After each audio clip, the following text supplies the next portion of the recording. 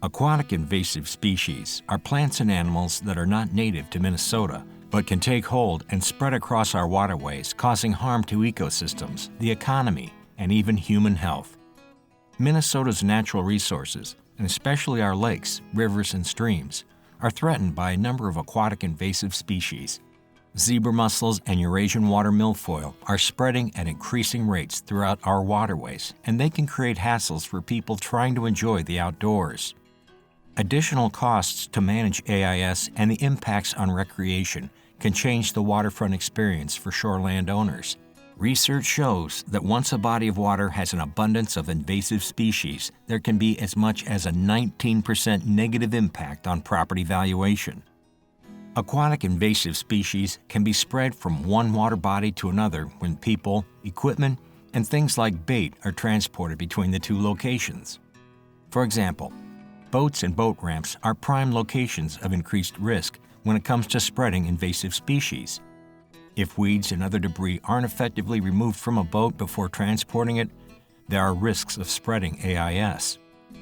However, equipment that many shoreland owners use on their property can also present risks in spreading AIS. Anytime you pull equipment out of the water or put an item into the water, you risk spreading an aquatic invasive species.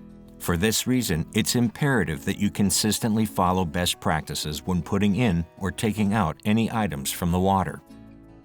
Every shoreland property owner who moves or stores equipment must take responsibility for reducing the risks of spreading AIS. When removing boats, docks, lifts, or other water-related equipment from lakes and rivers, you need to carefully inspect them. Make sure there are no aquatic invasive species such as zebra mussels, Eurasian water milfoil, or New Zealand mud snails attached to any part of the equipment. In addition, Minnesota law requires docks and boat lifts to be out of the water for at least 21 days before putting them in another body of water. Keep this rule in mind if you're going to move equipment onto or off of your property. Look on the posts, wheels, and underwater support bars of docks and lifts, as well as any parts of boats, pontoons, and rafts that may have been submerged in water for an extended period. In newly infested waters, adult zebra mussels may not be abundant, and you might notice only a few mussels on your equipment. If you think you have discovered an invasive species that has not already been confirmed in your lake, contact your area DNR aquatic invasive species specialist. Early detection for zebra mussels is important in protecting your property and Minnesota's water resources. If you hire a business to install or remove your boat, dock, or lift, or other water-related equipment, make sure they have completed AIS training.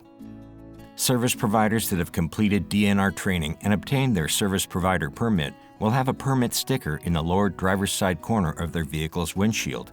This signifies that they have completed training on AIS laws, and many have experience removing invasive species.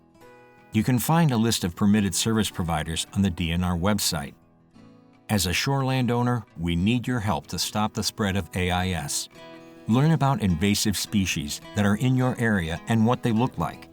Keep your eyes open for anything that's new or different so that we can maintain healthy waters that are valued by everyone.